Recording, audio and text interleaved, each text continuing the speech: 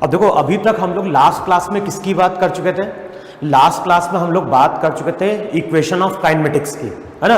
और वहां पे हमने ये भी डिस्कस किया था कि जो इक्वेशन ऑफ काइनेमेटिक्स है वो एप्लीकेबल है जब एक्सेलरेशन क्या है, कांस्टेंट है।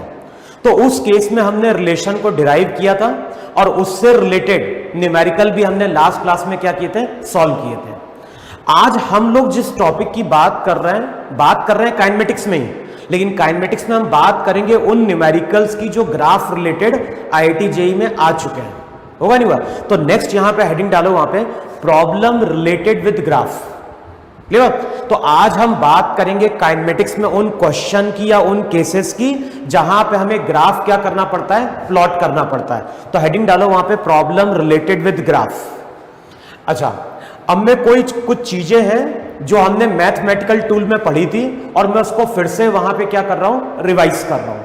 जो सबसे पहली टर्म हम लोगों ने पढ़ी थी मैथमेटिकल टूल में, वो पढ़ी थी हम लोगों ने स्ट्रेट लाइन। देखो, सबको याद है कि नहीं याद है? वहां पे मैथमेटिकल टूल में हम पढ़ चुके थे स्ट्रेट लाइन, और स्ट्रेट लाइन की जो इक्वेशन हम लोगों ने डिफाइन करी थी वो डिफाइन करी थी y equals to mx plus C. तो वहां पे हमने डिफाइन किया था कि y एक वेरिएबल था, y एक वेरिएबल था, x भी वहां पे क्या था, एक वेरिएबल था। तो अगर हम बात करें y की तो y भी वेरिएबल है, x भी वहां पे क्या है, वेरिएबल है। और जब मैंने m की बात करी थी तो m को हमने डिफाइन किया था लाइन का स्लोप, और c जो था c को हमने डिफाइन किया था वहां पे इंटरसेप्ट। ध्यान है, ये सब चीज हम लोग मैथमेटिकल टूल में पढ़ चुके हैं। मैं इसको एक बार फिर से रिवाइज कर रहा हूं कि वहां पे हमने बेसिकली बात करी थी स्ट्रेट लाइन की, वहां पे हमने बात करी थी पैराबोला की, सर्कल की, हाइपरबोला की और इलिप्स की। तो अभी हम बात कर रहे हैं मेनली वहां पे पहले किसकी, स्ट्रेट लाइन की। अब जब हम स्ट्रेट लाइन की बात करते हैं तो यहां पे हम बोलते हैं कि यहां पे दो वेरिएबल्स हैं, एक वेरिएबल y है, दूसरा वेरिएबल वहां पे क्या है, x है। तो वहां हमने डिफाइन किया था कि अगर हमारे पास दो वेरिएबल हैं, अगर हमारे पास दो वेरिएबल हैं और दो वेरिएबल आपस में इस तरह से रिलेटेड है कि दोनों का हाईएस्ट पावर क्या है, 1 है, अगर ऐसा होगा तो वो मैथ्स में किसको रिप्रेजेंट करता है, वो मैथ्स में रिप्रेजेंट करता है वहां पे स्ट्रेट लाइन को। देखो है कि नहीं वहां पे? तो अगर स्ट्रेट लाइन की बात कर रहे हैं तो स्ट्रेट लाइन का मतलब है कि हमारे पास दो वेरिएबल है, एक वेरिएबल y है, दूसरा वेरिएबल x है, और दोनों का हाईएस्ट पावर वहां पे क्या था, 1 था। m वहां पे लाइन का स्लोप था, c वहां पे क्या था, इंटरसेप्ट था। और कुछ रिजल्ट याद करो जरा, वहां पे हमने डिफाइन किया था कि ये अगर x एक्सिस है, ये तुम्हारी y एक्सिस है, और अगर मैं यहां पे कोई लाइन खींचता हूं तो मैंने वहां पे क्या डिफाइन किया था कि जो भी लाइन है ये लाइन x एक्सिस से क्या कर रही है, कुछ एंगल फॉर्म कर रही है, और एंगल हमने मेजर किया था x एक्सिस से एंटी क्लॉकवाइज डायरेक्शन में। जब यहां पे हमने किसी लाइन को ड्रॉ किया तो इस लाइन ने यहां पे क्या किया, कुछ एंगल फॉर्म किया, और ये जो एंगल फॉर्म किया है, ये एंगल फॉर्म किया है एक्स एक्सिस के साथ, किस डायरेक्शन में फॉर्म किया है, ये इसने एंगल फॉर्म किया है एंटी क्लॉकवाइज डायरेक्शन में वहां पे। तो जो भी लाइन का स्लोप था, लाइन के स्लोप को हमने रिलेट किया था m से, और जो भी लाइन का स्लोप था, लाइन के स्लोप को हमने डिफाइन किया था वहां पे tan थीटा। तो यहां पे अगर हम लाइन के स्लोप की बात कर रहे हैं तो लाइन के स्लोप का मतलब था वैल्यू ऑफ tan थीटा। तो वहां पे डेफिनेशन भी लिखवाई थी। स्लोप को हमने क्या डिफाइन किया था, स्लोप को हमने डिफाइन किया था it is the value of tan theta where theta is measured from x axis in anti clockwise direction. तो जो भी लाइन का स्लोप था, लाइन का स्लोप वहां पे क्या था, tan थीटा था। लाइन का स्लोप थीटा नहीं था, लाइन का स्लोप था वहां पे वैल्यू ऑफ tan थीटा, और थीटा वो एंगल है जो x एक्सिस से हमने मेजर किया था एंटी क्लॉकवाइज डायरेक्शन में। फिर वहां पे हमने डिफाइन किया था कि ये जो लाइन है y एक्सिस पे कुछ डिस्टेंस कट कर रही है, और इसको हमने बोला था इंटरसेप्ट c। तो c वहां पे इंटरसेप्ट था और m वहां पे क्या थी, लाइन का स्लोप था। फिर वहां पे हमने ये भी डिफाइन किया था कि अगर थीटा की वैल्यू लेस देन क्या है, 90 डिग्री है, अगर थीटा की वैल्यू लेस देन 90 डिग्री है तो उस केस में लाइन का स्लोप पॉजिटिव था। थीटा की वैल्यू अगर ग्रेटर देन 90 डिग्री है तो स्लोप वहां पे क्या था, नेगेटिव था। थीटा की वैल्यू 0 या फिर 180 तो उस केस में स्लोप की वैल्यू भी वहां पे क्या थी, 0 थी। देखो है कि नहीं वहां पे।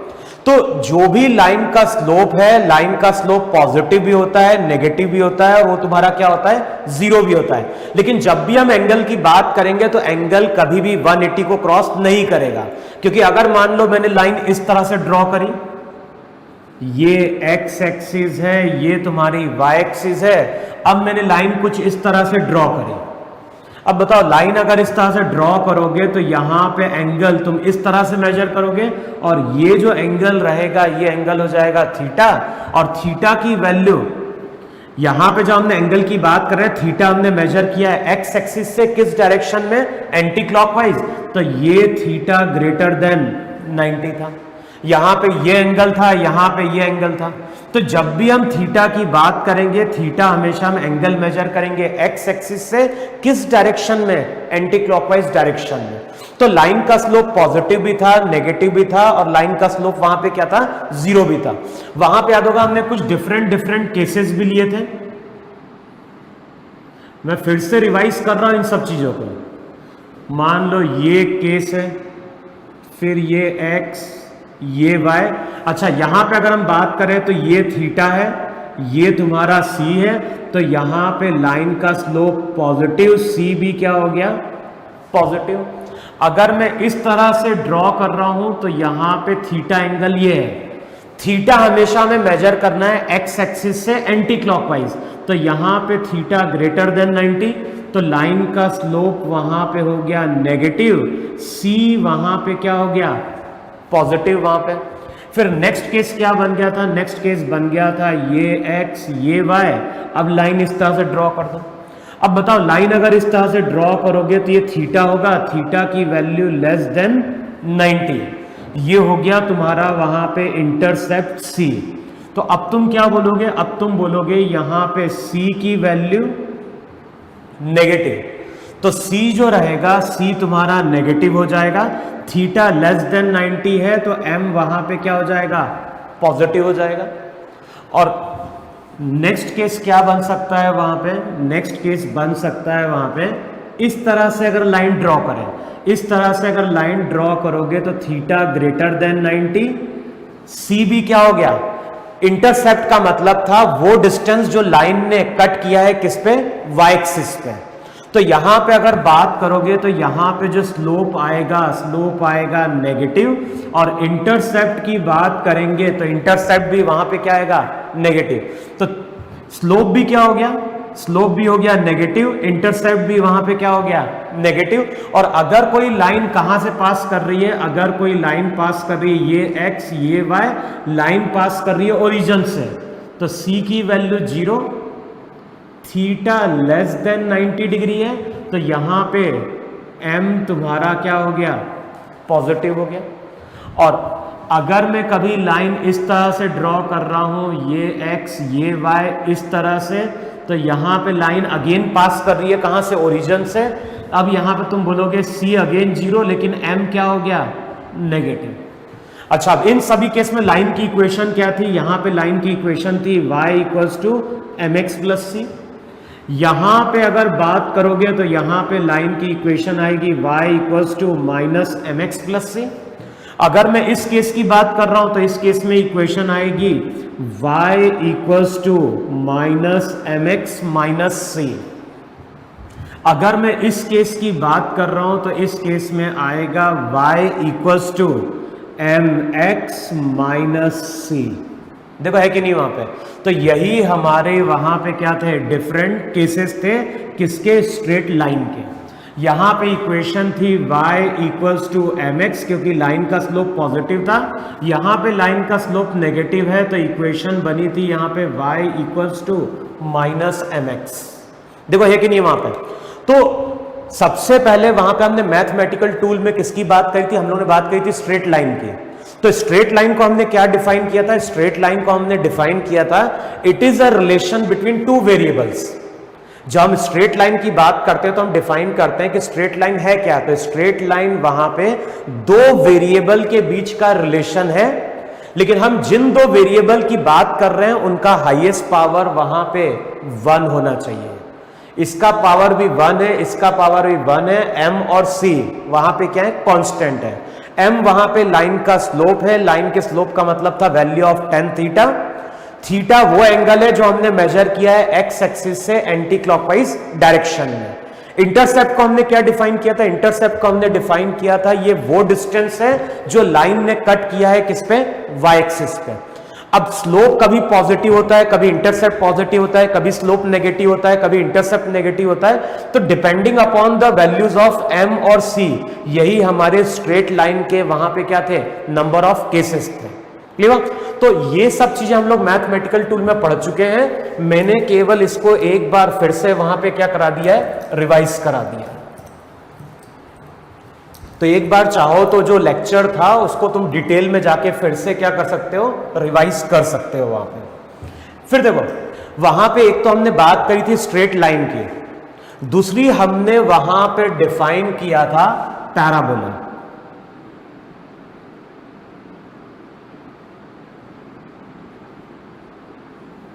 दूसरा हमने डिफाइन किया था वहां पे पैराबोला।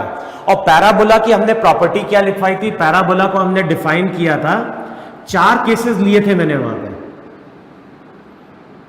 ये एक्स एक्सिस थी, ये वाई एक्सिस थी।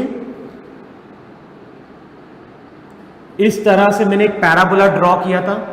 जो दूसरा पैराबोला हमने ड्रॉ किया था वो था ये एक्स, ये वाई। इस तरह से हमने पैराबोला ड्रॉ किया था। फिर नेक्स्ट जो पैराबोला ड्रॉ किया था वो ड्रॉ किया था एक्स और वाई कुछ इस तरह से। और लास्ट जो हमने पैराबोला ड्रॉ किया था वो था एक्स, ये था वाई। अब मैं बहुत डिटेल में नहीं जा रहा हूं। मैंने वहां पे क्या बोला था, ये जो पैराबोला था, इस पैराबोला की प्रॉपर्टी थी y इक्वल्स टू के एक्स स्क्वायर। के यहां पे पॉजिटिव कांस्टेंट था। अब मैंने वहां प्रॉपर्टी क्या लिखवाई थी, मैंने प्रॉपर्टी लिखवाई थी कि अगर हमारे पास दो वेरिएबल हैं, और जिन दो वेरिएबल की हम बात कर रहे हैं उनमें से एक का हाईएस्ट पावर 1 होना चाहिए और दूसरे का हाईएस्ट पावर क्या होना चाहिए, 2 होना चाहिए। अगर ऐसा होता है तो मैथ्स में वो किसको रिप्रेजेंट करता है, वो रिप्रेजेंट करता है पैराबोला को। तो जो स्टैंडर्ड पैराबोला थे, स्टैंडर्ड पैराबोला यही थे। स्टैंडर्ड पैराबोला की प्रॉपर्टी क्या होती है, स्टैंडर्ड पैराबोला की प्रॉपर्टी होती है कि जो उनका वर्टेक्स होता है वो पास करता है ओरिजिन से। वर्टेक्स का मतलब क्या हो गया, पैराबोला का लोअर मोस्ट पॉइंट या फिर पैराबोला का टॉप मोस्ट पॉइंट। तो ये स्टैंडर्ड पैराबोला है जिनके वर्टेक्स कहां से पास कर रहे हैं, ओरिजिन से पास कर रहे हैं। इस पैराबोला की इक्वेशन थी y इक्वल्स टू के एक्स स्क्वायर, इसकी इक्वेशन थी y इक्वल्स टू माइनस के एक्स स्क्वायर। अगर हम इसकी बात करते हैं तो इसको हमने लिखा था x इक्वल्स टू के वाई स्क्वायर, और इसकी इक्वेशन लिखी थी x इक्वल्स टू माइनस के वाई स्क्वायर।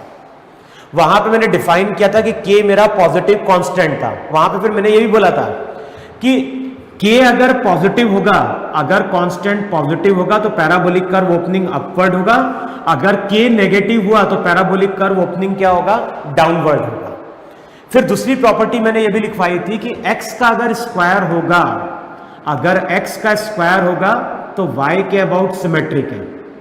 अगर x का स्क्वायर है तो y के अबाउट सिमेट्रिक है, और अगर y का स्क्वायर होगा तो x के अबाउट वो क्या चल रहा होगा, सिमेट्रिक चल रहा होगा। क्लियर हो? तो ये तुम्हारे सभी वहां पे स्टैंडर्ड पैराबोला है जिनका वर्टेक्स कहां से पास कर रहा है, ओरिजिन से पास कर रहा है। फिर वहां मैंने ये भी लिखवाया था कि y equals to A X square plus B X plus C. ये जो इक्वेशन है तुम्हारी y equals to A X square plus B X plus C, तो ये हम लोग पढ़ते हैं मैथ्स में कौन सी इक्वेशन थी, इसको हम बोलते हैं कि ये मैथ्स में क्वाड्रेटिक इक्वेशन है। अगर हम बात करें तो ये मैथ्स में क्वाड्रेटिक इक्वेशन है, लेकिन आगे हम लोग इसको क्या बोलते हैं, आगे हम लोग इसको बोलते हैं कि ए बी और सी तो कांस्टेंट है, कितने वेरिएबल है यहाँ पे? 2 वेरिएबल, एक वेरिएबल है y, दूसरा वेरिएबल है x। और मैंने क्या बोला है, जब भी हमारे पास 2 वेरिएबल होंगे और एक का हाईएस्ट पावर अगर क्या है 1 है और दूसरे का हाईएस्ट पावर 2 है, तो अगेन ये मैथ्स में किसको रिप्रेजेंट करता है? ये रिप्रेजेंट करता है पैराबोला को। क्लियर? फिर वहां पे मैंने ये भी लिखवाया था कि एक्स स्क्वायर का जो कोफिशिएंट है a, या तो a पॉजिटिव होता है या फिर a क्या होता है? नेगेटिव होता है। अगर a पॉजिटिव होगा तो पैराबोलिक कर्व ओपनिंग क्या होगा? अपवर्ड होगा।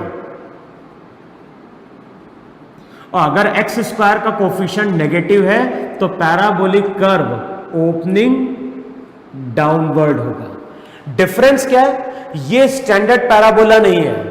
यहां पे इक्वेशन कुछ ऐसे बन सकती है, ये x ये y, इस तरह से एक पैराबोला आ गया।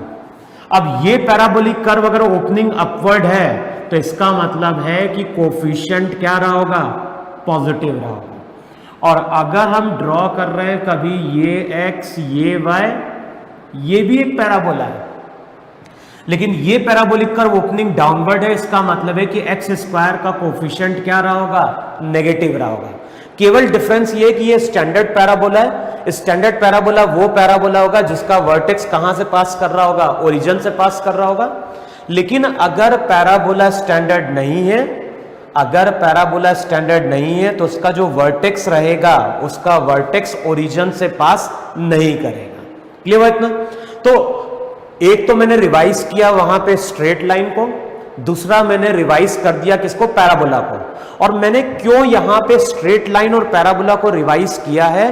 क्योंकि आगे जब हम काइनेमेटिक्स में क्वेश्चन सॉल्व करेंगे ग्राफ रिलेटेड, तो ध्यान रखना वहां पे केवल 2 ही कंडीशन बनती है, या तो ग्राफ मेरा स्ट्रेट लाइन निकल के आएगा या फिर ग्राफ मेरा कैसा निकल के आएगा? पैराबोला निकल के आएगा। हम लोग ना तो अभी सर्कल की बात करेंगे, ना ही हम इलिप्स की बात करेंगे, ना ही हम बात करेंगे किसी हाइपरबोला की। लेकिन अगर तुम लोगों को रिवाइज करना है तो जो मैथमेटिकल टूल था, मुझे याद है कि मैथमेटिकल टूल का शायद 3rd लेक्चर है, 2nd या 3rd लेक्चर था। 3rd लेक्चर में हमने बात करी थी स्ट्रेट लाइन की या फिर डिफरेंट कर्व की बात करी थी। तो बेटर ये है कि उस लेक्चर को तुम रिवाइज कर लो, फिर उसके बाद इस लेक्चर को तुम लोग वहां पे क्या कर लो? कंटिन्यू कर लो। क्योंकि मैंने इसको सीधे ब्रशअप कर दिया कि स्ट्रेट लाइन कब होगी, पैराबोला कब होगा। अभी जब हम काइनेमेटिक्स में ग्राफ ड्रॉ करेंगे तो या तो ग्राफ मेरा पैराबोला होगा या फिर ग्राफ मेरा वहां पे क्या होगा? स्ट्रेट लाइन होगा। क्या याद रखना है? स्ट्रेट लाइन होगा तो हमारे पास 2 वेरिएबल होंगे, दोनों का हाईएस्ट पावर 1 होगा। पैराबोला का मतलब क्या है? पैराबोला का मतलब हुआ कि हमारे पास वहां पे 2 वेरिएबल होंगे जिनमें से एक का हाईएस्ट पावर 1 होगा और दूसरे का हाईएस्ट पावर वहां पे क्या होगा? 2 होगा। तो उसको वहां पे हम लोग क्या बोल रहे होंगे? पैराबोला बोल रहे होंगे। फिर क्या याद रखना है? ये सब मेरे स्टैंडर्ड पैराबोला हैं जिनके वर्टेक्स पास कर रहे हैं ओरिजिन से, और ये हमारे स्टैंडर्ड पैराबोला नहीं है। अगर x का स्क्वायर है तो y के अबाउट सिमेट्रिक होगा, और अगर y का स्क्वायर हुआ तो x के अबाउट क्या होगा? सिमेट्रिक होगा। क्लियर बात ना? तो इतना तुम लोग नोट डाउन कर लो। अब आगे हम इसी से रिलेटेड वहां पे बात करेंगे। तो सबसे पहले हम कुछ क्वेश्चन सॉल्व करेंगे जहां पे हम इसी को रिलेटेड क्वेश्चन वहां पे क्या करेंगे? सॉल्व करेंगे। तो एक क्वेश्चन लिखो वहां पे, और लिखो सबसे पहला क्वेश्चन वहां पे। सबसे पहला क्वेश्चन में क्या बोल रहा है? The displacement versus time graph, the displacement versus time graph of a particle moving along a straight line, the displacement versus time graph of a particle moving along a straight line is as shown in figure. The displacement versus time graph of a particle moving along a straight line is shown in figure. तो एक particle है, question में बोल रहा है एक particle है, particle x axis के अलोंग क्या कर रहा है? चल रहा है। जब ये पार्टिकल एक्स एक्सिस के अलोंग चलता है तो वहां पे डिस्प्लेसमेंट और टाइम के बीच का कर्व दिया हुआ है, और जो भी डिस्प्लेसमेंट हुआ x किसी भी t टाइम पे, उसकी इक्वेशन दी हुई है x इक्वल्स टू 4t²। अब फर्स्ट केस में क्या बोल रहा है? फर्स्ट केस में बोल रहा है draw the graph of draw the graph of velocity versus time and acceleration versus time. तो हमें वेलोसिटी वर्सेस टाइम और एक्सेलरेशन वर्सेस टाइम का क्या करना है, ग्राफ वहां पे प्लॉट करना है। अब देखो फर्स्ट केस में हमें ग्राफ प्लॉट करना है वेलोसिटी और टाइम के बीच में, सेकेंड केस में हमें ग्राफ प्लॉट करना है किसके बीच में, एक्सेलरेशन और टाइम के बीच में। अब मुझे अगर ग्राफ प्लॉट करना है वेलोसिटी और टाइम के बीच में तो कैसे प्लॉट करेंगे, तो काइनेमेटिक्स में ये चीज ऑलरेडी हम पढ़ चुके हैं कि x अगर क्या है, x अगर डिस्प्लेसमेंट है तो वेलोसिटी को हम लिखते थे dx बाय dt। तब सबसे पहले इस इक्वेशन को टाइम के साथ डिफरेंशिएट करो। बताओ टाइम के साथ डिफरेंशिएट करेंगे 4 तो कांस्टेंट, वेलोसिटी का मतलब था dx by dt, dx by dt का मतलब था कि x को t के साथ क्या करो, डिफरेंशिएट करो। अब डिफरेंशिएट करोगे तो 4 तो कांस्टेंट, t स्क्वायर का 2t, तो जो भी वेलोसिटी रहेगी वेलोसिटी तुम्हारी क्या निकल के आएगी, वेलोसिटी निकल के आएगी वहां पे 8 इंटू टी। अब बताओ इस रिलेशन को देख के बताओ हमारे पास कितने वेरिएबल हैं, तो हमारे पास 2 वेरिएबल है, वेलोसिटी जो है वो भी वेरिएबल है और अगर हम टाइम की बात करें तो टाइम भी हमारा क्या है, वेरिएबल है। लेकिन जिन 2 वेरिएबल की बात कर रहे हैं दोनों का हाईएस्ट पावर वहां पे 1 है। इसका मतलब है कि वेलोसिटी और टाइम के बीच का जो ग्राफ रहेगा वो स्ट्रेट लाइन होगा। देखो है कि नहीं है वहां पे।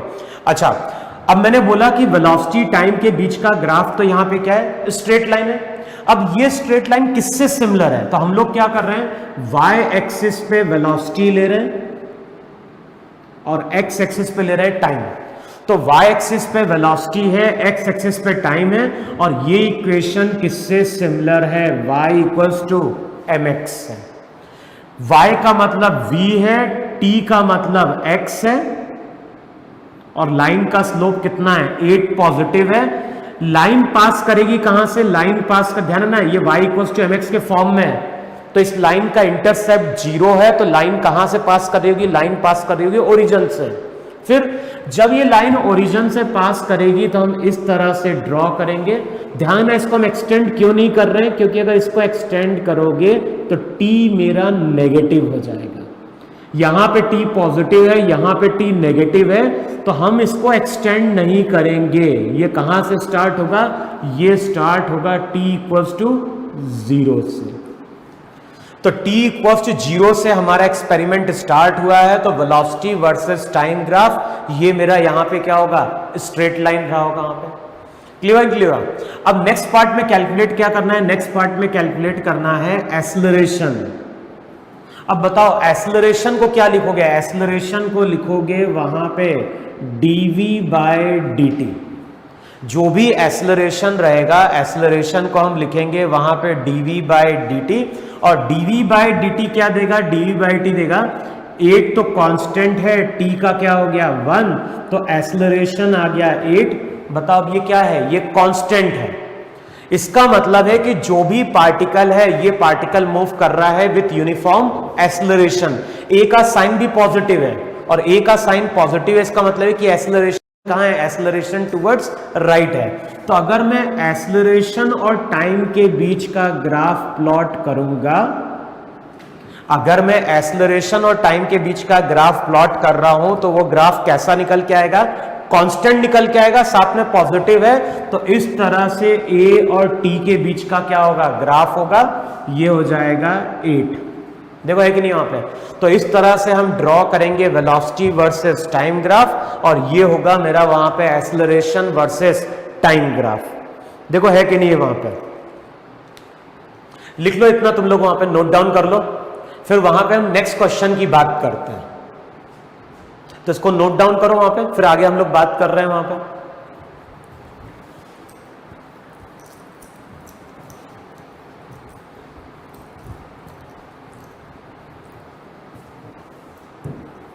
अब देखो नेक्स्ट हम लोग क्या डिफाइन कर रहे हैं, नेक्स्ट हम लोग डिफाइन कर रहे हैं कि हमारे पास एक बिल्डिंग है और ध्यान है ये क्वेश्चन मैंने वहां पे मैथमेटिकल टूल में भी क्या किया था, कंसिडर किया था, या यही क्वेश्चन हमने वहां पे डिस्कस किया था। कि हमारे पास बिल्डिंग है, हमारे पास बिल्डिंग है और बिल्डिंग के टॉप से हम क्या कर रहे हैं, एक बॉल को पहले ड्रॉप कर रहे हैं। तो फर्स्ट केस में हम क्या कर रहे हैं, फर्स्ट केस में बॉल को हम ड्रॉप कर रहे हैं, और जब बॉल को ड्रॉप कर रहे हैं तो बिल्डिंग की हाइट वहां पे ले लो 100 मीटर। तो हमारे पास एक बिल्डिंग है, बिल्डिंग की हाइट वहां पे 100 मीटर है, और 100 मीटर हाइट से हमने क्या किया है, 100 मीटर हाइट से हमने किसी बॉल को वहां पे क्या किया है, ड्रॉप किया है। ड्रॉप करने का मतलब क्या होता है, ड्रॉप करने का मतलब होता है कि बॉल की इनिशियल वेलोसिटी क्या है, 0। अब एक्सपेरिमेंट स्टार्ट हुआ है t = 0 पे, तो t = 0 पे पर्सन ने बॉल को वहां पे क्या किया है, ड्रॉप किया। अब जैसे ही पर्सन बॉल को ड्रॉप करेगा, ये बॉल कहां आएगी, नीचे आएगी, और कुछ टाइम बाद ये बॉल ग्राउंड को क्या करेगी, हिट करेगी। अब क्वेश्चन में क्या बोल रहा है, क्वेश्चन में बोल रहा है ड्रॉ द फॉलोइंग ग्राफ। अब हमें ग्राफ प्लॉट करना है। फर्स्ट केस में ग्राफ हमें प्लॉट करना है किसके बीच का, तो लिखो वहां पे velocity versus time. Second case में हमें ग्राफ प्लॉट करना है speed versus time. Third case में जो ग्राफ प्लॉट करना है, ग्राफ प्लॉट करना है displacement versus time. Next case में हमें ग्राफ प्लॉट करना है किसके बीच का, डिस्टेंस वर्सेस टाइम का। और लास्ट पार्ट जो है उसमें एक्सेलरेशन वर्सेस टाइम। तो क्वेश्चन में क्या बोल रहा है, क्वेश्चन में बोल रहा है बिल्डिंग है, बिल्डिंग के टॉप से हम किसी बॉल को क्या कर रहे हैं, रिलीज कर रहे हैं। तो क्वेश्चन में बोल रहा है कि जब ये बॉल को हम रिलीज करेंगे तो हमें क्या करना है, हमें velocity versus time, speed versus time, displacement versus time, distance versus time और एक्सेलरेशन वर्सेस टाइम का क्या करना है, हमें ग्राफ प्लॉट करना है कि नहीं। अच्छा, कैसे हम लोग ग्राफ प्लॉट करेंगे, तो सबसे पहले वेलोसिटी के लिए जाओ। बताओ वेलोसिटी के लिए फॉर्मूला क्या था, वेलोसिटी के लिए फॉर्मूला था v = u + at। ये रिलेशन क्या बताता है, ये रिलेशन बताता है t टाइम बाद पार्टिकल की वेलोसिटी। अच्छा, अब वहां पे ये भी याद होगा कि जब हम न्यूमेरिकल सॉल्व करते थे काइनेमेटिक्स के, तो साइन कन्वेंशन क्या था, जो भी ऊपर की ओर होगा वो पॉजिटिव लेंगे, नीचे की ओर होगा तो नेगेटिव लेंगे, राइट की ओर होगा तो पॉजिटिव लेंगे, लेफ्ट की ओर होगा तो नेगेटिव लेंगे। बताओ यही साइन कन्वेंशन है कि नहीं है। अब सबसे पहले वहां पे u को देखो, u क्या हो गया, 0। एक्सेलरेशन ड्यू टू ग्रेविटी हमेशा डाउनवर्ड नीचे की ओर है, तो साइन क्या लेंगे, -gt। t टाइम बाद हो जाएगी वेलोसिटी v, तो इक्वेशन हो जाएगा v = -gt। देखो यही तुम्हारा वेलोसिटी और टाइम के बीच का रिलेशन है कि नहीं है। तो जो भी वेलोसिटी और टाइम है, जो वेलोसिटी और टाइम है उसके बीच का रिलेशन आ गया v = -gt। अब g क्या है, जिस हाइट की हम बात करते हैं, ये हाइट मेरी कैसी होती है, स्मॉल होती है। और मैंने क्या लिखवाया था, हाइट अगर स्मॉल होगी तो g को अभी तक हम लोग कैसे मानते हुए चलते हैं, कांस्टेंट मानते हुए चलते हैं। अब बताओ यहाँ पे कितने वेरिएबल हैं, तो यहाँ पे 2 वेरिएबल हैं, एक है वेलोसिटी, दूसरा है टाइम, और दोनों का हाईएस्ट पावर क्या है, 1। इसका मतलब है कि वेलोसिटी और टाइम के बीच का जो ग्राफ है वो यहाँ पे स्ट्रेट लाइन होगा। अच्छा, अब स्ट्रेट लाइन ड्रॉ करोगे तो कैसे ड्रॉ करोगे, तो y एक्सिस पे लो यहाँ पे वेलोसिटी और x एक्सिस पे लो वहां पे टाइम। तो y पे हम लेंगे वेलोसिटी, x पे क्या लेंगे, टाइम। अब इक्वेशन क्या हो जाएगी, अच्छा g की वैल्यू पुट कर दो, तो v = आ गया -10t। अब ये रिलेशन किससे सिमिलर है, y = -mx है। v का मतलब y है, t का मतलब x है, और बताओ y = -mx का मतलब हो गया कि लाइन ओरिजिन से पास करेगी लेकिन उसका इंटरसेप्ट नेगेटिव होगा। तो चेक करो ऐसे ड्रॉ करोगे कि नहीं ड्रॉ करोगे वहां पे,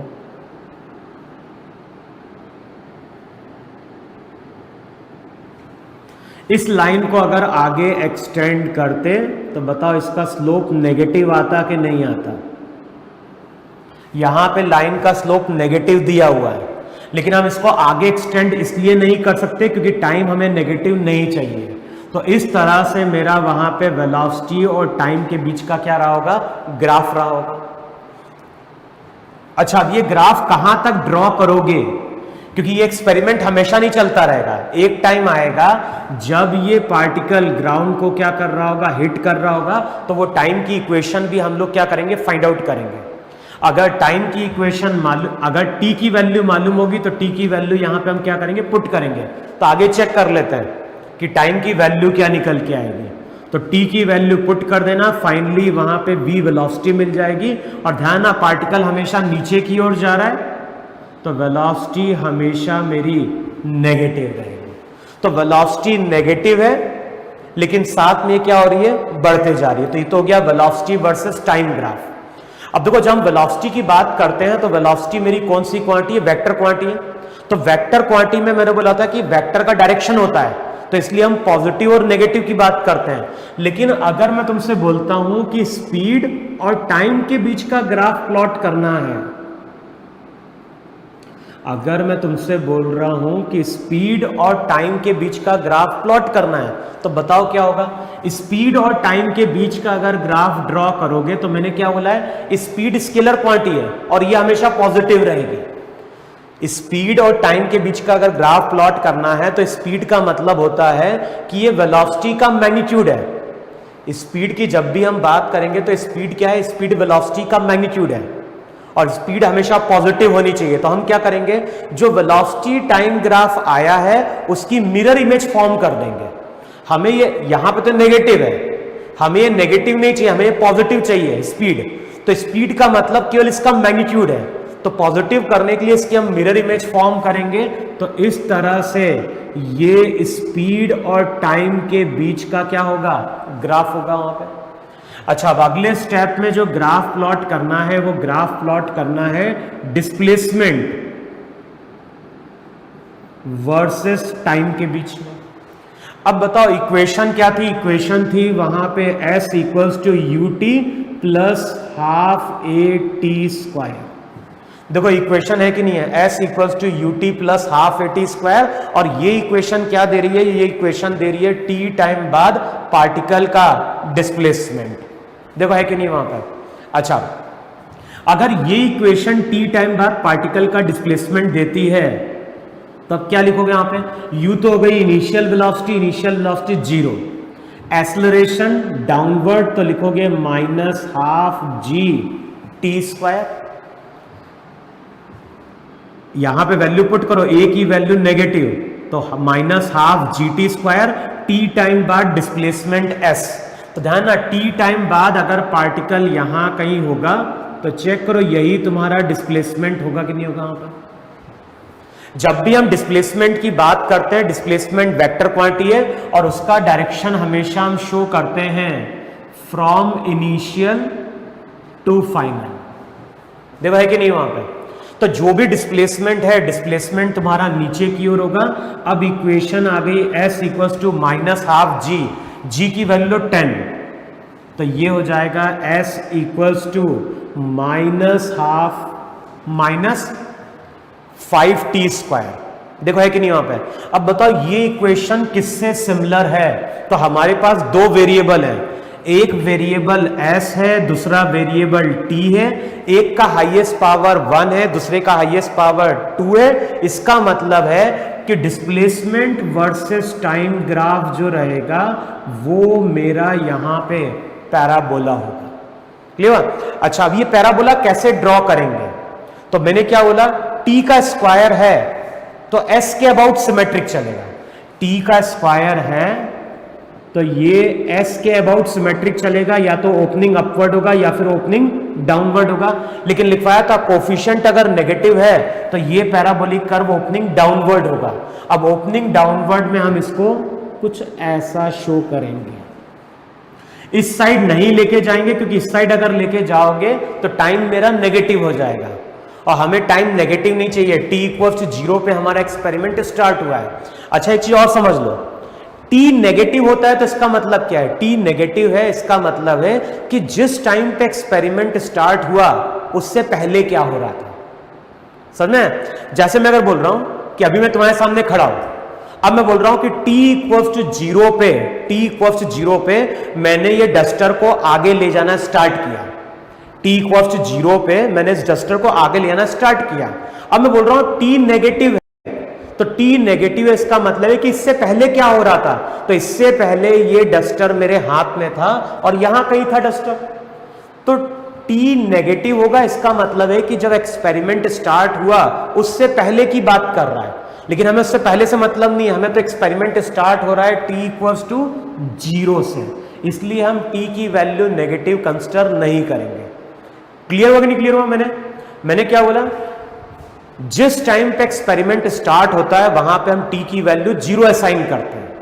नेगेटिव का मतलब क्या होता है? नेगेटिव का मतलब होता है कि एक्सपेरिमेंट स्टार्ट करने के पहले क्या था।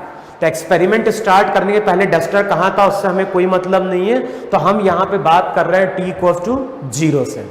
तो डिस्प्लेसमेंट टाइम ग्राफ जो रहेगा वो मेरा यहां पे पैराबोलिक कर्व रहेगा, ओपनिंग डाउनवर्ड होगा। अच्छा, ये ग्राफ कहां तक शो करें? तो हमें मालूम है कि जब ये पार्टिकल फाइनली यहां पे हिट करेगा तो डिस्प्लेसमेंट कितना हो जाएगा? -100 इक्वल्स टू -5t²। तो यहां से चेक कर लो, यहां से अगर चेक करोगे तो t की वैल्यू t हो जाएगा वहां पे √20 सेकेंड। √20 का मतलब क्या हो गया? 2√5 सेकेंड।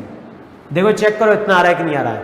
तो जो टाइम रहेगा, टाइम की वैल्यू, जो टाइम रहेगा, टाइम हो जाएगा वहां पे कितना?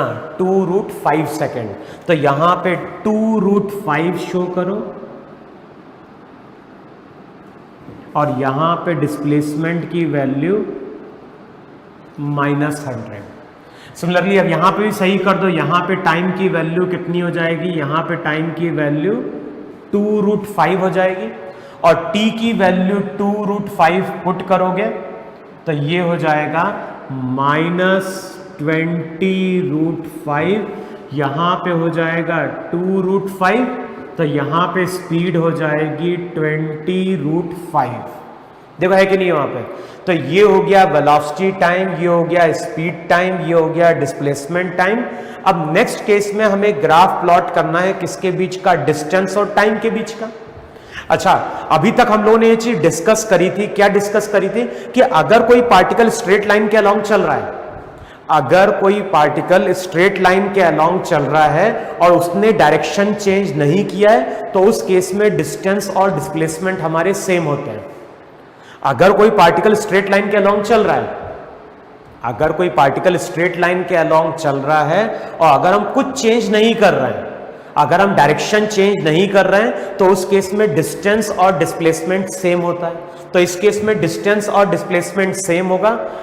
डिस्प्लेसमेंट वेक्टर क्वांटिटी है तो ये पॉजिटिव नेगेटिव हो सकता है, लेकिन तो डिस्टेंस की जब हम बात करते हैं तो डिस्टेंस हमेशा पॉजिटिव होता है। तो अगर हमें डिस्टेंस और टाइम के बीच का ग्राफ प्लॉट करना है, अगर हमें डिस्टेंस और टाइम के बीच का ग्राफ प्लॉट करना है तो हम क्या करेंगे?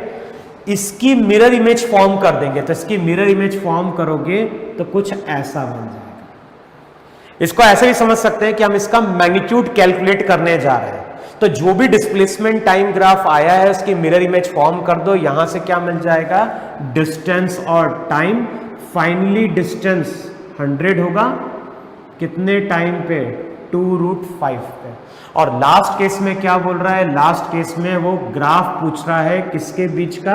एक्सेलरेशन और टाइम के बीच का।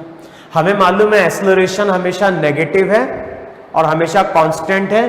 कितनी वैल्यू है? -10। तो यहां कहीं लिखो -10 मीटर। ये एक्सेलरेशन मीटर पर सेकेंड स्क्वायर में है। तो इस तरह से वहां पे हम एक स्ट्रेट लाइन क्या करेंगे? ड्रॉ करेंगे पैरेलल टू टाइम। देखो है कि नहीं वहां पे? तो इस तरह से वहां पे हम क्या करते हैं? Velocity time, speed time, displacement time, distance time या फिर एक्सेलरेशन टाइम के बीच का ग्राफ क्या करते हैं? प्लॉट करते हैं। तो इतना नोट डाउन करो जरा वहां पे।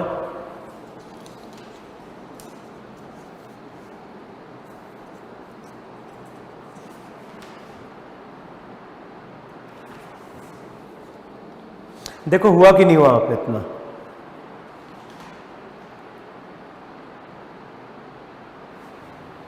अब नेक्स्ट केस में आते हैं।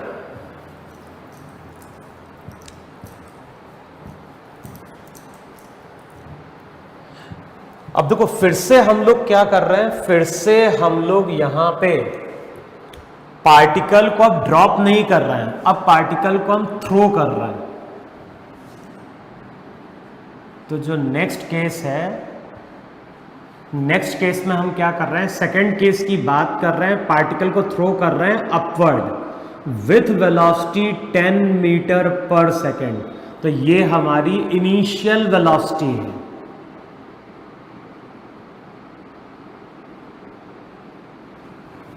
तो इससे पहले हमने पार्टिकल को ड्रॉप किया था। अब मैं क्या बोल रहा हूं, अब मैं बोल रहा हूं जो भी पार्टिकल है, पार्टिकल को हम t = 0 पे 10 मीटर पर सेकेंड से वहां पे हम क्या कर रहे हैं, थ्रो कर रहे हैं ऊपर की ओर। और ध्यान है ये मेरी इनिशियल पोजीशन होगी।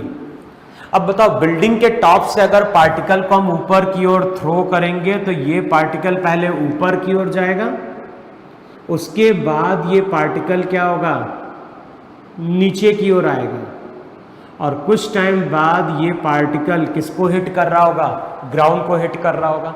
देखो है कि नहीं वहां पे। तो अब इस केस में हम क्या कर रहे हैं, अब इस केस में हम पार्टिकल को ऊपर की ओर थ्रो कर रहे हैं। अगेन मुझे क्या बोल रहा है, अगेन क्वेश्चन में बोल रहा है draw velocity time graph, speed time graph, distance time graph, displacement time graph और एक्सेलरेशन वर्सेस टाइम ग्राफ। तो अगेन हमें ये सभी ग्राफ प्लॉट करने हैं।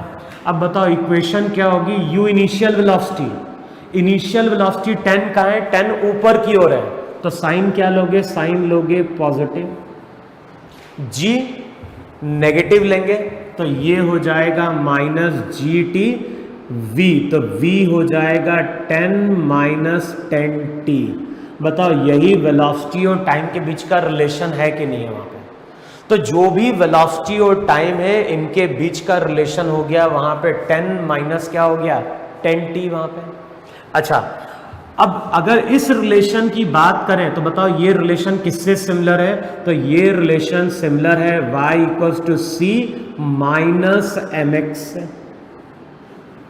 भाई अगेन हमारे पास क्या है, दो वेरिएबल है, अगेन हमारे पास दो वेरिएबल है, एक वेरिएबल v है, दूसरा वेरिएबल t है, लेकिन दोनों का हाईएस्ट पावर 1 है। तो वो किसको रिप्रेजेंट कर रहा है, वो रिप्रेजेंट कर रहा है स्ट्रेट लाइन को। अब इस स्ट्रेट लाइन की प्रॉपर्टी क्या है, इंटरसेप्ट पॉजिटिव लेना है लेकिन स्लोप नेगेटिव लेना है। तो अगर मैं वेलोसिटी और टाइम के बीच का ग्राफ प्लॉट करूंगा तो बताओ ग्राफ कैसा लेंगे वहां पे। हमें इंटरसेप्ट चाहिए पॉजिटिव, तो इंटरसेप्ट पॉजिटिव, इंटरसेप्ट चाहिए पॉजिटिव, तो इंटरसेप्ट पॉजिटिव यहां कहीं है कि नहीं, 10। ध्यान ना v का मतलब y है, तो इंटरसेप्ट पॉजिटिव लेकिन स्लोप नेगेटिव, तो चेक करो इस तरह से होगा कि नहीं होगा वहां पे। तो ये तुम्हारा वहां पे वेलोसिटी वर्सेस टाइम ग्राफ होगा। अच्छा किसी टाइम पे वेलोसिटी 0 हो रही है कि नहीं हो रही है, यहां पे देखो ऊपर की ओर है तो वेलोसिटी पॉजिटिव है लेकिन वेलोसिटी कंटिन्यूअसली डिक्रीज हो रही है, यहां पे वेलोसिटी कंटिन्यूअसली डिक्रीज हो रही है। एक टाइम आएगा जब वेलोसिटी 0 होगी तो इसको 0 कर दो। बताओ v अगर 0 करोगे तो t की वैल्यू क्या हो गई 1 सेकेंड, तो यहां पे t की वैल्यू कितनी आ जाएगी 1 सेकेंड आ जाएगी। फिर ये पार्टिकल अगेन क्या करेगा, ग्राउंड को हिट करेगा किसी t टाइम पे, और ध्यान है यहां से लेके यहां तक का टाइम 1 सेकेंड है, फिर यहां से यहां तक का 1 सेकेंड, उसके बाद भी और टाइम होगा। लेकिन इसके बाद जब भी हम देखेंगे वेलोसिटी हमेशा नेगेटिव होगी, तो इस तरह से मेरा वेलोसिटी और टाइम के बीच का ग्राफ रहेगा। अब ये ग्राफ कहां तक शो करना है तो अभी हम चेक कर लेते हैं वहां पे।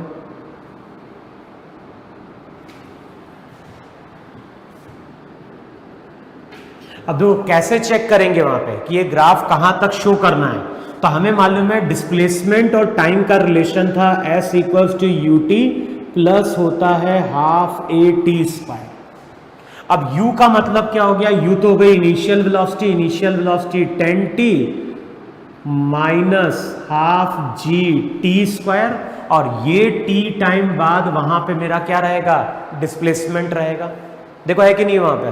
तो अगर हम डिस्प्लेसमेंट की बात करें तो डिस्प्लेसमेंट की इक्वेशन हो जाती है s इक्वल्स टू जी लो 10, तो ये हो जाएगा -5t स्क्वायर प्लस क्या हो गया 10t। देखो है कि नहीं वहां पे। s इक्वल्स टू हो जाएगा ut plus half at square, u की वैल्यू कितनी 10, तो u हो गया 10, g हो गया तुम्हारा नेगेटिव, तो ये हो जाएगा -5t स्क्वायर प्लस 10t। अब बताओ ये रिलेशन किससे सिमिलर है, तो ये रिलेशन सिमिलर है y equals to -ax square plus bx से। और मैंने क्या बोला है, अगर हमारे पास दो वेरिएबल हैं, अगर हमारे पास दो वेरिएबल हैं, एक का हाईएस्ट पावर 1 है, दूसरे का हाईएस्ट पावर 2 है, तो इसका मतलब है कि displacement versus time graph again यहां पे क्या होगा, पैराबोला होगा। तो डिस्प्लेसमेंट वर्सेस टाइम ग्राफ वहां पे पैराबोला होगा। अगर मुझे डिस्प्लेसमेंट और टाइम को प्लॉट करना है, अच्छा दूसरी प्रॉपर्टी क्या यूज करनी है, ग्राफ तो पैराबोला होगा, ये ग्राफ तो पैराबोला होगा, लेकिन ये स्टैंडर्ड पैराबोला नहीं है। स्टैंडर्ड पैराबोला होगा तो उसका वर्टेक्स पास करेगा ओरिजिन से, होगा नहीं हुआ। अच्छा अब बताओ यहां पे अगर हम डिस्प्लेसमेंट और टाइम के बीच का ग्राफ ड्रॉ करें, तो ग्राफ की प्रॉपर्टी क्या है, पैराबोलिक कर्व कैसा होगा, एक्स स्क्वायर का कोफिशिएंट नेगेटिव है, तो पैराबोलिक कर्व ओपनिंग डाउनवर्ड होना चाहिए, ऐसा होना चाहिए ग्राफ। एक्स स्क्वायर का कोफिशिएंट पॉजिटिव होता तो parabolic curve opening upward show करते हैं, तो यहां पे हमें पैराबोलिक कर्व शो करना है ओपनिंग डाउनवर्ड। अच्छा पैराबोलिक कर्व ओपनिंग डाउनवर्ड होगा, कहां से स्टार्ट होगा, टी की वैल्यू 0 पुट करो, टी की वैल्यू 0 तो एस की वैल्यू भी 0, तो यहां से हम स्टार्ट करेंगे। अच्छा अब देखो ग्राफ तो ऐसा भी हो सकता है पैराबोला, कि इस पैराबोला का पार्ट रहा, या फिर ग्राफ तो ऐसा भी बन सकता है कि इस पैराबोला का पार्ट है। तो हमें चेक करना है कि हमें पैराबोला इस तरह से कंसिडर करना है या पैराबोला इस तरह से कंसिडर करना है। तो अब देखो ध्यान क्या देना है, ये तुम्हारी इनिशियल पोजीशन है, ये तुम्हारी इनिशियल पोजीशन है, पार्टिकल को हमने ऊपर की ओर थ्रो किया। जब भी हम डिस्प्लेसमेंट की बात करते हैं, डिस्प्लेसमेंट वेक्टर क्वांटिटी है, और ये हमेशा हम शो करेंगे फ्रॉम इनिशियल टू फाइनल। तो अगर किसी टाइम पे पार्टिकल यहां कहीं पहुंचा, t इक्वल 0 पे पार्टिकल यहां पे है, किसी t टाइम पे पार्टिकल यहां कहीं पहुंचा, तो ये इसकी फाइनल पोजीशन हुई कि नहीं हुई। अब इनिशियल से फाइनल हम क्या शो करेंगे, डिस्प्लेसमेंट, तो डिस्प्लेसमेंट अभी क्या है, पॉजिटिव है। तो जब ये पार्टिकल ऊपर की ओर जाएगा डिस्प्लेसमेंट पॉजिटिव, जब ये पार्टिकल फिर से यहां पे क्रॉस करेगा तो डिस्प्लेसमेंट क्या हो जाएगा, 0। उसके बाद फिर देखोगे तो डिस्प्लेसमेंट नेगेटिव, क्योंकि ये इनिशियल ये फाइनल। इसका मतलब है कि डिस्प्लेसमेंट पहले पॉजिटिव है, फिर 0, फिर नेगेटिव। तो डिस्प्लेसमेंट वर्सेस टाइम ग्राफ जो रहेगा वो कुछ इस तरह से रहेगा, देखो है कि नहीं वहां पे। तो इस तरह से वहां पे डिस्प्लेसमेंट वर्सेस टाइम ग्राफ आएगा।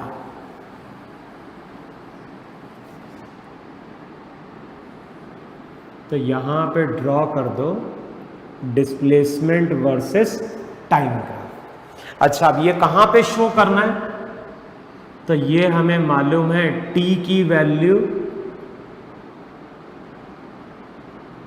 1 सेकेंड पे, वेलोसिटी 0 हो जाती है जब t की वैल्यू 1 सेकेंड होती है। तो 1 सेकेंड पे डिस्प्लेसमेंट पॉजिटिव होगा और मैक्सिमम होगा। फिर हमने ये भी पढ़ा था जितना टाइम पार्टिकल को ऊपर जाने में लगता है उतना ही टाइम नीचे आने में लगता है। तो इसको अगर 1 सेकेंड ऊपर आने में लगा तो नीचे आने में यहां तक टाइम कितना लगा, अगला 1 सेकेंड, तो ये वैल्यू हो जाएगी 2 सेकेंड। अच्छा अब ये ग्राफ कहां तक शो करें, तो वहां पे हमें चेक करना पड़ेगा कि फाइनली क्या होगा। तो अब चेक करो वहां पे, जब ये पार्टिकल यहां से यहां पहुंचेगा तो फाइनली डिस्प्लेसमेंट हो जाएगा वहां पे -100। देखो है कि नहीं वहां पे। अब इसको इधर लेके जाओ, या फिर पहले इसको इधर लेके जाओ पहले ना, सबको इधर लेके आओ तो रिजल्ट क्या हो जाएगा, रिजल्ट हो जाएगा 5t square minus 10t minus 100 equals to 0। अगले स्टेप में 5 से डिवाइड कर दो, T square minus 2t minus 20 equals to 0। देखो आ रहा है कि नहीं आ रहा वहां पे, 5t square minus 10t minus 100 0, 5 से डिवाइड किया तो इतना आ गया। अब क्या करना है तुम्हें, क्वाड्रेटिक इक्वेशन है, क्वाड्रेटिक इक्वेशन सॉल्व कर दो। t की वैल्यू क्या होगी, t की वैल्यू होगी minus b plus minus under root b square minus 4ac। तो 4ac का मतलब तो हो गया कितना, 80 डिवाइडेड बाय कितना, 2। तो अगले स्टेप में चेक करोगे तो रिजल्ट हो जाएगा 2 प्लस माइनस 84/2। चेक कर लो टाइम की वैल्यू कुछ ऐसी आ रही कि नहीं आ रही वहां पे, T square minus 2t minus क्या हो गया 20। अब इसको सॉल्व करोगे तो यहां से हमें क्या मिल जाएगी, t की वैल्यू मिल जाएगी। देखो आएगा कि नहीं आएगा इतना, ये हो जाएगा माइनस b, तो 2 plus minus b square 4 minus 4ac, a की वैल्यू 1 तो 4 to 80। एक बार चेक कर लेना कैलकुलेशन, यहां से हमें क्या करना है, यहां से हमें t की केवल पॉजिटिव वैल्यू कंसिडर करनी है, तो ये हो जाएगा प्लस। और बताओ 84 को हम ब्रेक कर सकते हैं क्या, 4 2 जा 8। देखो चेक करो, इसको ब्रेक कर लो, 2 प्लस ये हो गया 4 से अगर ब्रेक करोगे तो 4 2 जा 8,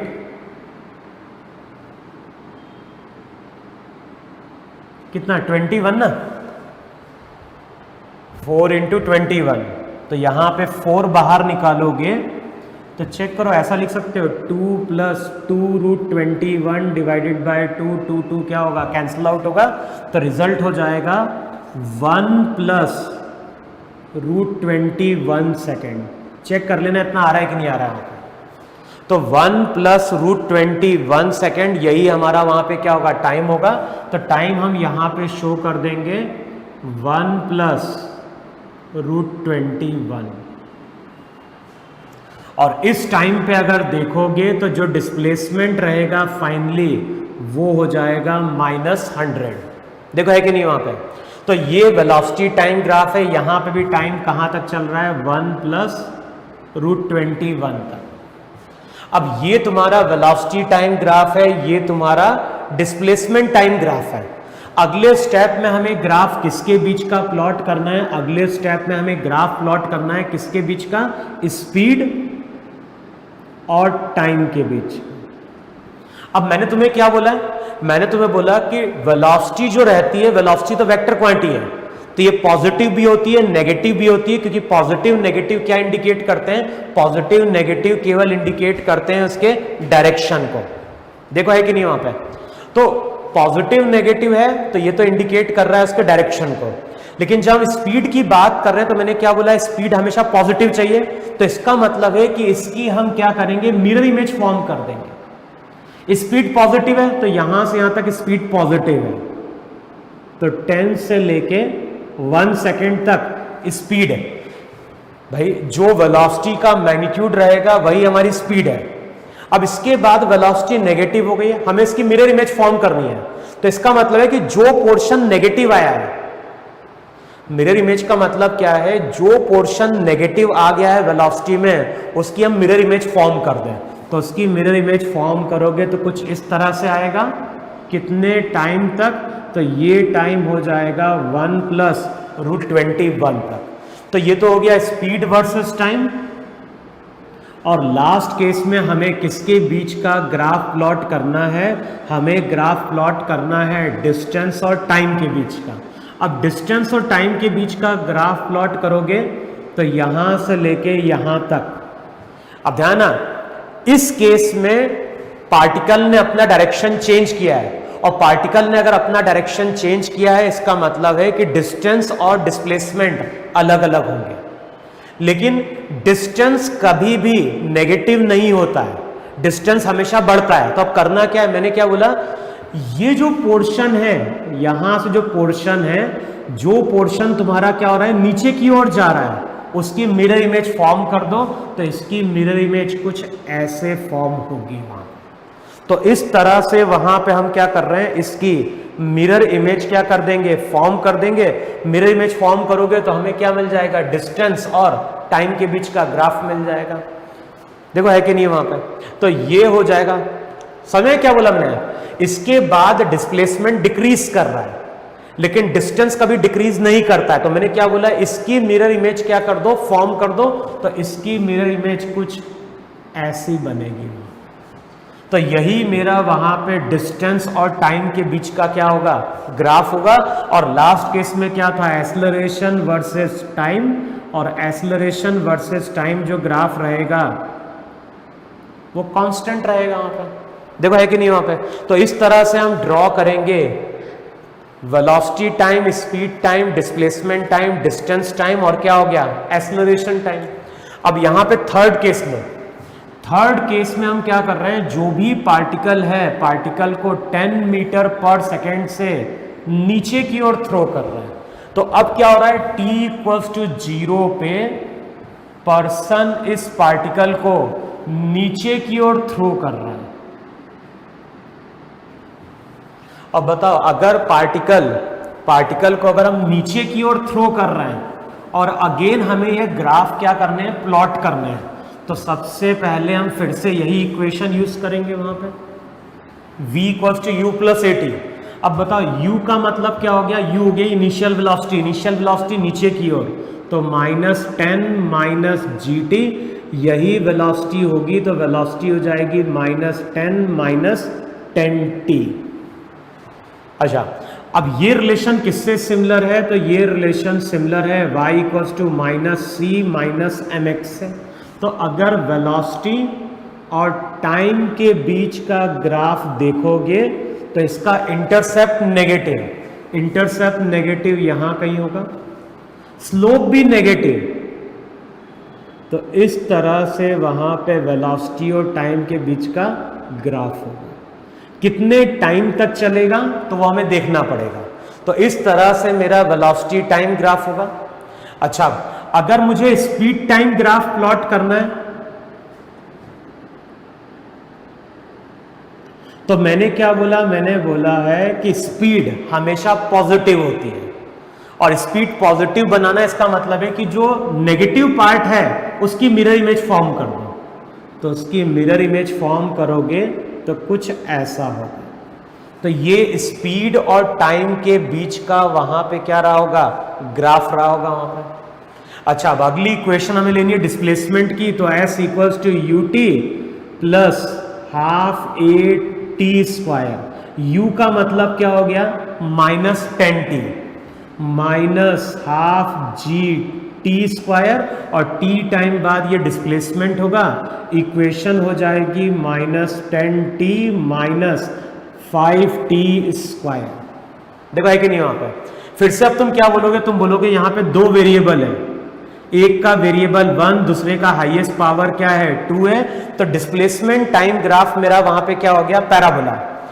t का स्क्वायर है तो s के अबाउट सिमेट्रिक चलेगा। साथ में हम क्या बोलेंगे, t² का कोफिशिएंट नेगेटिव है, तो पैराबोलिक कर्व यहां पे क्या होगा, पैराबोलिक कर्व यहां पे ओपनिंग डाउनवर्ड होगा। तो यहां पे शो करो पैराबोलिक कर्व ओपनिंग डाउनवर्ड। अच्छा, पैराबोलिक कर्व तुम ओपनिंग डाउनवर्ड शो करोगे तो अब किस तरह शो करोगे वहां पे, तो देखो वहां पे इसको,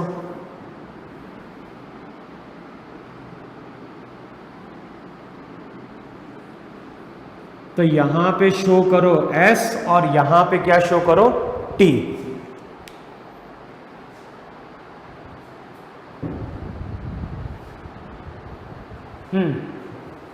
तो अब मैं क्या बोल रहा हूं, डिस्प्लेसमेंट, हमें डिस्प्लेसमेंट और टाइम के बीच का ग्राफ देखना है। तो मैंने क्या बोला, t का स्क्वायर है तो s के अबाउट सिमेट्रिक चलेगा, कोफिशिएंट नेगेटिव है तो पैराबोलिक कर्व ओपनिंग डाउनवर्ड रहेगा। लेकिन बताओ अब कैसे ड्रॉ करें, तो अब ध्यान रखना, ये तुम्हारी इनिशियल पोजीशन है, किसी टाइम पे अगर पार्टिकल यहां कहीं पहुंचा तो ये तुम्हारी हो जाएगी फाइनल पोजीशन, तो ये अगर इनिशियल पोजीशन है, ये फाइनल पोजीशन है, इसका मतलब है डिस्प्लेसमेंट हमेशा क्या होगा, नेगेटिव होगा। इस केस में डिस्प्लेसमेंट कभी पॉजिटिव होगा ही नहीं।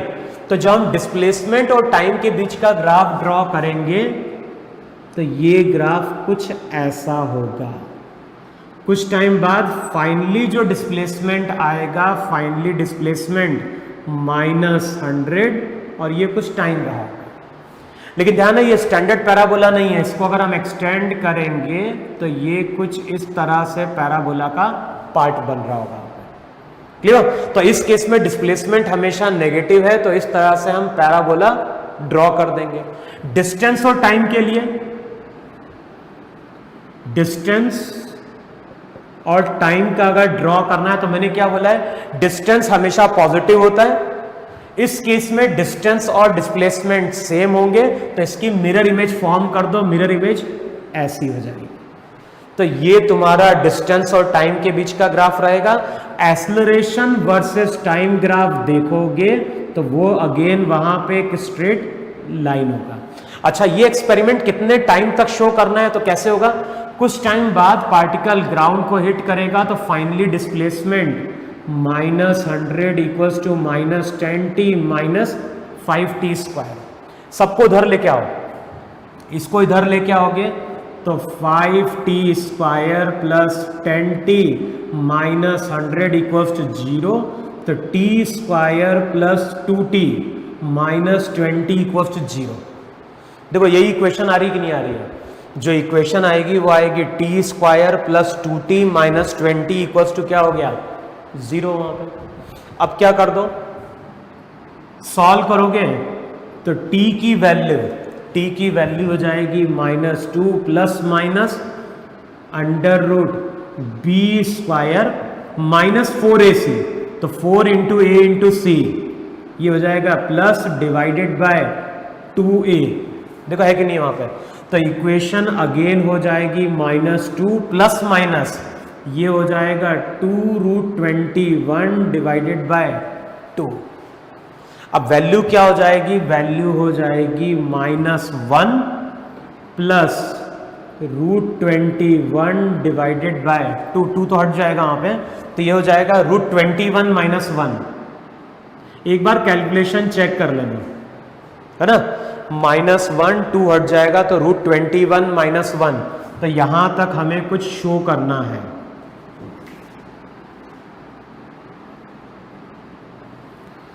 तो इस तरह से वहां पे हम क्या करते हैं, distance time, displacement time, velocity time और स्पीड टाइम का ग्राफ हम क्या करते हैं, प्लॉट करते हैं। अब तुम्हें क्या चीज ध्यान रखना है, अब तुम्हें ये चीज ध्यान रखना है कि जब भी हम काइनेमेटिक्स के क्वेश्चन सॉल्व कर रहे हैं, और अभी हम लोग किस केस की बात कर रहे हैं, हम बात कर रहे हैं उस केस की जहां पे पार्टिकल मूव कर रहा है कांस्टेंट एक्सेलरेशन से। अभी हम बात कर रहे हैं उस केस की जहां पे पार्टिकल मूव कर रहा है कांस्टेंट एक्सेलरेशन से। तो अब मैं तुमसे क्या बोल रहा हूं, अब मैं तुमसे बोल रहा हूं कि अगर हम काइनेमेटिक्स के क्वेश्चन सॉल्व कर रहे हैं और पार्टिकल मूव कर रहा है कांस्टेंट एक्सेलरेशन से, तो उस केस में वेलोसिटी वर्सेस टाइम ग्राफ हमेशा स्ट्रेट लाइन आएगा, डिस्प्लेसमेंट वर्सेस टाइम ग्राफ हमेशा तुम्हारा पैराबोला आएगा। इसीलिए मैंने तुम्हें लेक्चर से पहले स्ट्रेट लाइन और पैराबोला को फिर से मैंने हमें ब्रीफ किया था कि पैराबोला होता कैसा है, कैसे हम आइडेंटिफाई करते हैं, वेलोसिटी टाइम ग्राफ क्या होता है, इसको हम आइडेंटिफाई कैसे करते हैं। तो जब भी एक्सेलरेशन कांस्टेंट होता है तो उस केस में वेलोसिटी वर्सेस टाइम ग्राफ हमेशा स्ट्रेट लाइन होगा, और डिस्प्लेसमेंट वर्सेस टाइम ग्राफ जो रहेगा वो हमेशा क्या होगा, पैराबोला रहेगा। क्लियर है इतना? यहां पे एक क्वेश्चन और लिखो, वहां पे मॉड्यूल में भी देखोगे ना, मॉड्यूल में कुछ इस तरह के क्वेश्चन दिए होंगे ग्राफ से रिलेटेड। तो अब तुम्हें क्या करना है, ग्राफ से रिलेटेड वहां पे क्वेश्चन क्या करना है, सॉल्व करना है।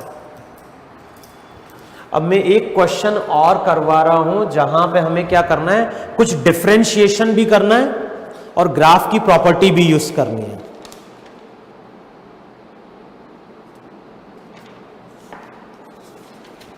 और ध्यान, अभी ये टॉपिक कंप्लीट नहीं हुआ है, लिखो वहां पे कुछ ग्राफ दिए हुए हैं, कुछ ग्राफ हमें दिए हुए हैं। एक ग्राफ दिया है v और x के बीच में। अब v क्या है और x क्या है, मैं पढ़ रहा हूं क्वेश्चन में क्या बोल रहा है। Column 1 gives some graph for a particle moving along x axis in positive x direction. The variable v, x and t represents, v, x और t क्या रिप्रेजेंट कर रहा है, speed of particle, x coordinate of particle and time respectively. तो v और v represent कर रहा है स्पीड, x रिप्रेजेंट कर रहा है पार्टिकल की पोजीशन। तो फर्स्ट केस में v और x के बीच का ग्राफ है, सेकेंड केस में v स्क्वायर x के बीच का ग्राफ है, थर्ड केस में जो ग्राफ है वो ग्राफ दिया है v और t के बीच का, और लास्ट केस में जो ग्राफ है ये ग्राफ दिया है v और t स्क्वायर के बीच में। तो इस तरह से हमें ग्राफ दिए हैं। अब ये सभी ग्राफ दिए हैं और इन सभी ग्राफ को देख के हमें बताना है कि एक्सेलरेशन के बारे में क्या बोल सकते हैं। इस तरह से ग्राफ दिए हैं, ये सभी ग्राफ हमारे स्ट्रेट लाइन हैं। अब इन सभी ग्राफ को देख के हमें बताना है कि पार्टिकल का एक्सेलरेशन कैसा है, कांस्टेंट है, पार्टिकल का एक्सेलरेशन यूनिफॉर्म है या फिर नॉन यूनिफॉर्म है, या फिर पार्टिकल का एक्सेलरेशन अगर नॉन यूनिफॉर्म है तो किसके साथ वेरी कर रहा है, टाइम के साथ वेरी कर रहा है, पोजीशन के साथ वेरी कर रहा है। तो ये चार डायग्राम है और इन चारों डायग्राम को देख के हमें एक्सेलरेशन को क्या करना है, रिलेट करना है। अब कैसे सॉल्व करेंगे, तो हम यहां पे मैथ्स की प्रॉपर्टी यूज करेंगे। स्ट्रेट लाइन की इक्वेशन थी y = mx, अगर लाइन कहां से पास कर रही है, ओरिजिन से। अगर कोई लाइन ओरिजिन से पास कर रही है तो स्ट्रेट लाइन की इक्वेशन होती है y = mx। अब y का मतलब क्या है, तो y का मतलब यहां पे v = mx, m हो गया लाइन का स्लोप। तो y का मतलब v, x का मतलब x। हमें किसकी बात कर रहा है, अब ध्यान है, v वहां पे स्पीड है, x वहां पे पोजीशन है। हमें एक्सेलरेशन को बताना है, तो हम क्या करेंगे, इस इक्वेशन को डिफरेंशिएट कर दें, किसके साथ, टाइम के साथ। अब बताओ, टाइम के साथ अगर डिफरेंशिएट करोगे तो रिजल्ट क्या होगा, dv/dt = m, x का हो जाएगा dx/dt। अब ध्यान है, dv/t क्या है, dv/t a, m तो कांस्टेंट है, dx/t क्या है, x अगर पोजीशन है तो dx/dt अगेन क्या बन गई, उसकी स्पीड बन गई। अब v की वैल्यू पुट कर दो वहां पे, v की वैल्यू पुट करोगे तो रिजल्ट हो जाएगा a = m²x। देखो है कि नहीं वहां पे। अब m² तो क्या है, कांस्टेंट है। एक्सेलरेशन किस पे डिपेंड कर गया, एक्सेलरेशन डिपेंड कर गया x पे। तो हम बोलेंगे इस केस में पार्टिकल का एक्सेलरेशन नॉन यूनिफॉर्म है। तो हम बोलेंगे जो भी एक्सेलरेशन है वो नॉन यूनिफॉर्म है और किस पे डिपेंडेंट है, पोजीशन पे डिपेंडेंट है। सेकंड केस में क्या बोलोगे, सेकंड केस में बोलोगे v² = mx। स्ट्रेट लाइन है, y का मतलब यहां पे v² है, y जो कोऑर्डिनेट होता है y का मतलब v² है। तो v² किसके बराबर, mx के बराबर। अब v² अगर mx के बराबर है, फिर से इसको डिफरेंशिएट करो। अब याद करो यार, किसी भी चीज की अगर पावर होगी तो v² का होता 2v, v² का 2v डिफरेंशिएशन होता। अगर इसको हम डिफरेंशिएट कर रहे होते v के रेस्पेक्ट में, हमें किसके साथ डिफरेंशिएट करना है, t के साथ। तो बताओ रूल क्या था, रूल था वहां पे कि अगर